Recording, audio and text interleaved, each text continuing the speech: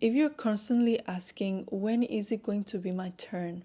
Or watching TikToks, hoping the next one will be a sign from the universe telling you how things are changing for you, then I have news for you. You are not manifesting love. You are actually outsourcing your power.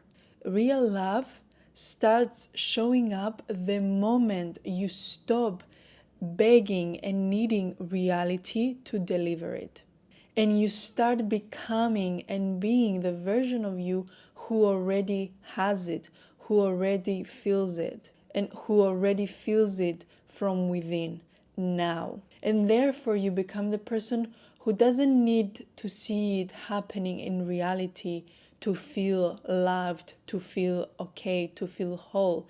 You feel good with it and you feel good without it. And in this video, I'm going to show you how to make this shift psychologically, emotionally, and energetically. So let's get into it. You are still waiting for love to save you. And this comes from emotional dependency and the missing self. And this is not about being clingy. This is about an unconscious belief that a relationship will fix something inside of you. And this is rooted in emotional dependency that is often shaped in childhood, when love was used as a reward for good behavior, for achievement, or for emotional caretaking. And now as adults, we internalize the belief that I will feel secure, I will feel loved, I will feel enough, I will feel lovable when someone chooses me. And this in turn creates the missing self pattern. And this is a feeling that something is incomplete unless there is another person present to feel it. And that's why so many people that experience this, they experience being alone not as something neutral. They experience this as lack. These are some behavioral clues that will help you recognize it. You may say that you're independent, but you start to feel anxious when your phone is dry for too long. You feel behind if your friends are in relationships and you're not. You fantasize about love being the fix to your stress, to your anxiety, or your self-doubt. Your self-worth subtly rises or falls depending on external validation and external attention. And these are all signs that your emotional home is still outside of yourself. If love is still the solution to your inner emptiness, then you still haven't become the source. And this means that any love you're going to attract is going to feel unstable because you're relying on it to do a job that was never meant to do, to make you feel whole. Real healing starts when you stop asking who will choose me and you start asking, where am I still abandoning myself? And that's the thing, only when you finally become the love that you seek, you will finally stop seeking it. If you're watching for signs, you are not fully in trust. This is called external referencing and insecure attachment coping. When you're obsessively seeking signs, messages, or external validation, you are in a state called external referencing. This means that your sense of certainty, safety, and direction comes from outside of you rather than from internal clarity and from grounded self-trust to yourself. And this is a form of hypervigilance that often stems from anxious attachment, where you're constantly scanning for reassurance, from childhood unpredictability, where love was inconsistent or conditional, and from a lack of internal anchoring, where you were basically never taught how to trust your own feelings or your own decisions. So now you're looking to the universe, to a crush, to spiritual signs to soothe your anxiety. And that can only be healed internally. Some examples here could be that you're watching 5 tarot videos on TikTok a day just to hear the good outcome. You're saying that, oh, this has to mean something when you see 1111 after texting him. You're asking friends, your psychic or your journal, do you think he likes me? Even though you barely know him, you just started speaking to someone. You're using astrology, signs, or downloads to escape the discomfort of not knowing. And trust me, I know that because I went through exactly all of this. And this obsession with signs is often a spiritualized version of emotional avoidance. And let me explain why this doesn't work, why this will never work. When you're waiting for external validation, whether that's from people, whether that's from signs, whether that's from whatever it is that is coming from externally, from outside of you, you are actually sitting in energetic uncertainty. And uncertainty only manifests more uncertainty. You are not trusting that your desire it's already yours and it's already on its way to you. You are actually anxiously seeking proof again and again that it is on its way to you, that it might be on its way to you. But trust me, because I went through this process myself, I was in this point in my life where I was seeking from external signs for validation that my desires and my manifestations were on their way to me. I now know that you can't attract and you can't manifest from that space. Because if you do that, you're actually manifesting from fear and not embodiment. A way for you to understand this is that imagine you are two dots. One dot is you and another dot is your desired reality, is your soulmate, is the love that you want to attract, right? You cannot be too different. These 2 points cannot be in 2 different places. You can't have it on a pedestal. You can't put it into the future. You can't put it into the past. You can't put it anywhere but in the exact same place where the point of you is. Until these 2 points come together and become one, that space between them collapses and becomes one, then that love will forever be outside of you. That love will forever be externally and will be far away from you. But until that desired love and that desired reality comes together and becomes one with you, it will forever be away from you. And that's why embodiment is so key, because you need to feel like you already are. You need to feel like you already have that desired reality. You need to feel like that point that is here, instead of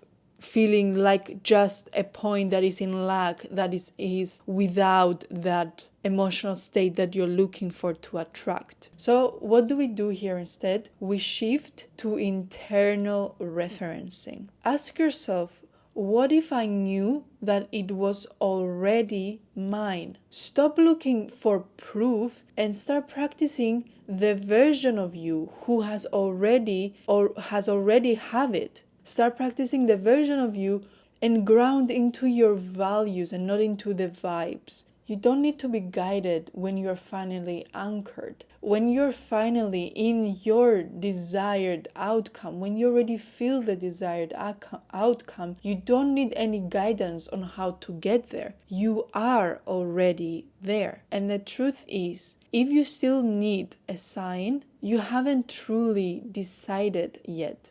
Certainty isn't something you are waiting for. It's something that you choose, and you can only choose it in the now. You are still measuring your progress through outcomes. This is called conditional self-worth. You are basically only allowing yourself to feel enough, to feel worthy, to feel secure, only if something outside of you affirms it. For example, maybe you are meditating, you are scripting, or you're journaling, but then you panic when someone ghosts you or when someone doesn't reply for 24 hours to your texts. You need to be able to trust yourself that if something isn't working out, it means it's either not now or it's not this person. it's someone better. You have to be able to trust that if I decided what I want, if I decided in my head specifically the characteristics of the person that I want, how love feels, how love shows up, how love is making me feel and is in my life, if you have that clear out, then you have put your seed into the ground. And all you have to do is to trust that even though you don't see that seed growing, you trust it that it's still there for you. You trust that if something wrong comes your way and it's not how you promised yourself and that it's going to be this time, you have to trust that this is not my person. You have to trust that this is not for me. This is maybe a test to test me whether I am serious about the love that I want and being willing to accept anything else just for the sake of having just love in my life. You have to understand that healing is not proven by what comes to you. It's actually revealed by what no longer triggers you. So when somebody doesn't text you back, when somebody is ghosting you, when somebody is not acting the way that you want them to be, you know you have healed when that situation no longer triggers you and you simply accept it for what it is. That someone acting the way that they are has nothing to do with you, has nothing to do with your worth, with your value, with how loved you are. It's simply a sign that this person and this someone is not your person. So the faster you're able to accept it, the faster you're able to understand, okay, this is not my person, done, moving on, moving forward. Love, I know what love feels. I know and I trust that I'm deserving of love. So love wouldn't feel this way. Love wouldn't act this way. So I know now to just move on with my life, know that I am good with it, I'm good without it. So if I don't have this person, then it's going to be someone better. You haven't shifted because you're still checking the mirror. And when I say the mirror, I don't mean the mirror in your bathroom or the mirror where you're taking your outfit pics. In manifestation, reality is the mirror. Reality meaning the 3D. Reality meaning what we are experiencing outside of us, right? If you're still checking the mirror to see if it works, then it means that you're still not aligned. It means that you're still in doubt. You still need to see it for you to believe it and to feel it that it's real. You only think that it's real and it will happen if you see it in your reality. I need you to be able to believe that it's real and that it's happening without needing to see it happening in your reality. So, for example, maybe you feel amazing after a great date, but then you spiral when they don't text you the next day. What this shows is that you're still using them as a mirror of your value. You're still using them as a way to check, am I worthy now? Am I valuable now? Am I loved now? If I do the inner work, then how is this reflected on by this person? This person should be able to show me that, well, now I'm valuable, now I'm worthy. You shouldn't need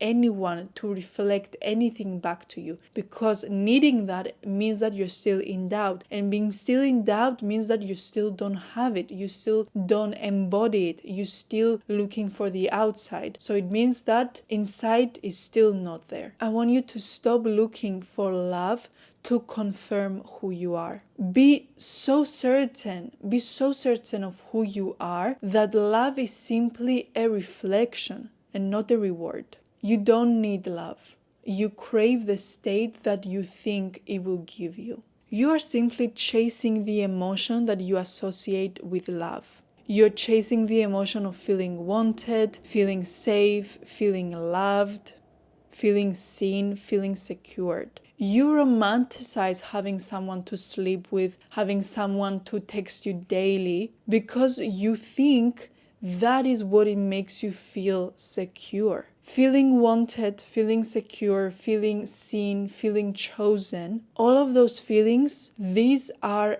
internal states. So if you want them, you need to start giving them to yourself now. Start feeling chosen by you now. Start feeling seen by you now. Start feeling loved by you now. Start feeling secure by yourself now. The moment you do that, It's the moment where everything changes. And this is what everybody says, fill your own cup. This is what they mean. And when they say all of that, you're confused. What does it mean, fill my own cup? It doesn't mean go out and work out and do Pilates and buy yourself stuff. It could be also translated in this way, showing up in yourself. But what it means, but all of these things are worthless if you don't internally give yourself the feelings that you're craving. The feeling of safety, the feeling of love, the feeling of worthiness, the feeling of being chosen. You are still living in the energy of absence. The thing is that your brain doesn't know the difference between what's real and what is imagined. It just simply responds to what you feel consistently. When you say things like, oh, I want love so bad, why isn't it here yet? Oh, maybe I'm not meant for it. You're not just expressing a desire for it. You are rehearsing the emotional state of lack. And your nervous system, in turn, encodes that as the truth. And this is emotional memorization. It's a concept. Emotional memorization is a concept in neuroscience where you reinforce certain states like loneliness, rejection, yearning, and you reinforce them until they become your baseline. So even when someone good shows up, your nervous system is like, wait, this doesn't feel like home. And it subtly sabotages it or rejects it even to return to what is familiar. And what is it familiar to? Absence. Well, why is this important? This is very important because if your inner world is rehearsing, I'm alone, I'm unwanted, love is not here yet, then that is the energetic set point that you are offering. So you see that point we were talking about before? This is where you are. This is the point. And if you're thinking all of this, this is the set point that you are offering. Therefore, this is what you are going to attract. Not this. You're going to attract what you are offering from here. So even if you have a point up here, all your desired outcomes and how your soulmate is and how your partner is, this set point will never come here unless it starts from here. So the universe matches that set point that you're offering, not to punish you, but to reflect the signal that you are radiating. You may be visualizing your person on the surface, but your body is still addicted to being disappointed and is expecting that. So because it's expecting that, this is what it gets. So for example, maybe you're doing your affirmations or you're doing your vision boards, but all day you are checking your phone and you're feeling sad when nobody is texting you. You're maybe journaling about wanting to be chosen, but you're journaling with a feeling of fear that this will never happen. That contradiction of desire and emotion is what blocks your manifestation because your frequency is still tuned to lack. Instead of saying, I want love so badly, try saying, I already know how love feels like. My body already recognizes feeling and being cherished. Feel it first. Rehearse the energy of being loved and being cherished. Rehearse the energy of being loved now. Let it become familiar and let it become normal in your system so that when love arrives, it won't shock you. It will simply confirm what you already know. Of course, I'm going to be loved. This is how you rewire your nervous system to stop chasing and to start receiving. And as it says in neuroscience, neurons that fire together, they wire together. So when you repeatedly feel safety, you feel love and you feel emotional security. So when you repeatedly feel safety, you feel love, you feel emotional security within, you are able to create a new energetic blueprint, and your external world will eventually have to mirror it. It will have to mirror it because it has no other options but to mirror what you are giving it, what you are feeling. Until you internalize love, you will keep looking for substitutes. Your nervous system is addicted to the search because it doesn't know yet how to feel regulated without any external validation. It's been wired all this time to be on search and on looking for reassurance externally because it needed that to feel safe. But until you're able to soothe it and regulate it, it will still be left on this state of searching for external reassurance or validation. For example, when you're in that state, you are dating for dopamine and you're not dating for connection. You are still looking for someone to give you that hit of I am desirable, because you're not yet able to give that to yourself. Let dating be an overflow, not be a life raft that you need in order to survive. When you're full internally, you don't need to chase. You are simply in a state of attracting. And finally, the final point that I want to make is that love only arrives when it feels normal and not worshipped. So let's talk about the pedestal effect and familiarity bias. When you put love on the pedestal, you subconsciously label it as rare, as special, as abnormal, or as something that is above you, that is far from you. And this creates a psychological distance. Your mind and your nervous system doesn't recognize it as normal or as safe. And so that's why when I'm telling to you about the 2 points, if it feels far up here away from you, it won't feel normal. It won't feel as safe. It will feel like something that is above you and you are beneath it. So even when love shows up, you will sabotage it, you will avoid it, or you will reject it, and you won't believe that it is real. And that's the thing about our minds. It will attract and it will sustain what it believes it is familiar and it is safe, not what it believes it's exceptional or rare or unique and too special for me. And this is tied in turn to familiarity bias, where we gravitate towards experiences that feel emotionally familiar, even if they're not healthy for us, because the nervous system seeks safety and not surprise. So, for example, maybe you say you want an emotionally available, present, and committed partner. But when somebody like that shows up in your life, your body feels immediately uncomfortable. And you think, oh, this is too much. Oh, this is too good to be true. Oh, I'm not used to this. So you pull back, you test them, you overthink it, and you basically try to protect yourself from this new, unsafe, unfamiliar concept of something that you asked for. But because you don't feel like this thing is familiar, it doesn't matter if your mind wants it. Your body doesn't, because it doesn't know what this feeling is. It's so foreign to it. And that's because your nervous system still associates withdrawal or chasing with normal love. But this changes today. This is how you're going to normalize receiving and normalize feeling safe with what you're asking. You have to practice the feeling of love being safe, being natural, being expected. Stop worshiping the version of love that you want and become the version of you who already lives in it, who already has it, who already feels it, who already receives it. What is that version of you like that feels that love, that receives that love?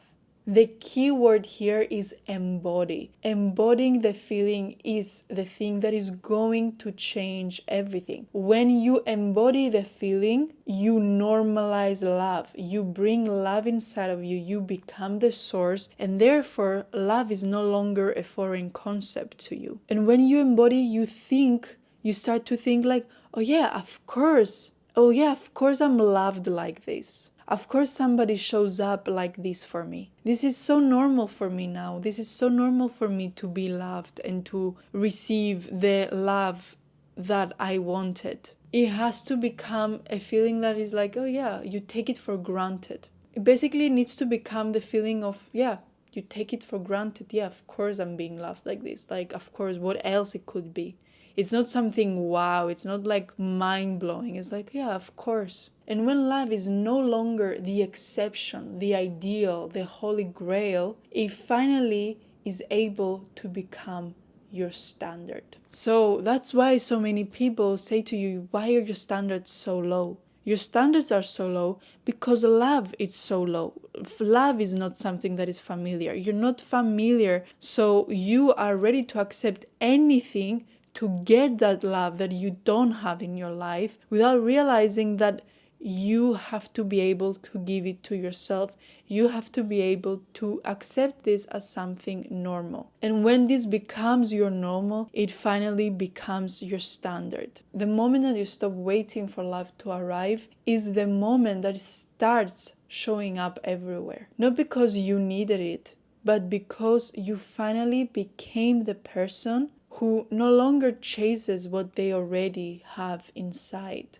So if you're ready to make this shift from seeking love to embodying it, my journal will guide you step by step through the exact internal work that changed my life. My journal will take you step by step through the exact internal work that changed my life, and the work that was able to heal, and the work that finally was able to shift me from the feeling unwanted to feeling wanted, to the work that shifted me from feeling unloved to feeling loved. And it all started from doing the inner work and changing my internal state, from changing my inner state, ability to receive love from within. I was able to effortlessly attract it into my life. I was no longer two different set points. My set points, they finally became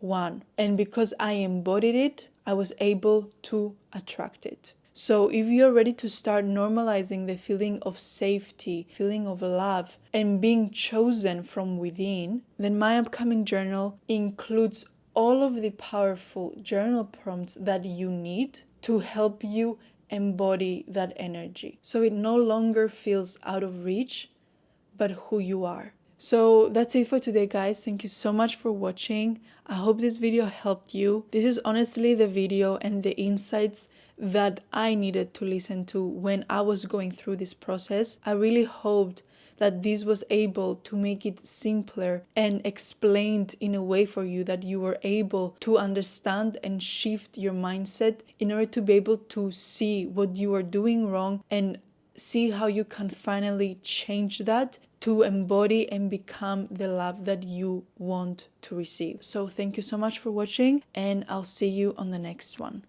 Bye.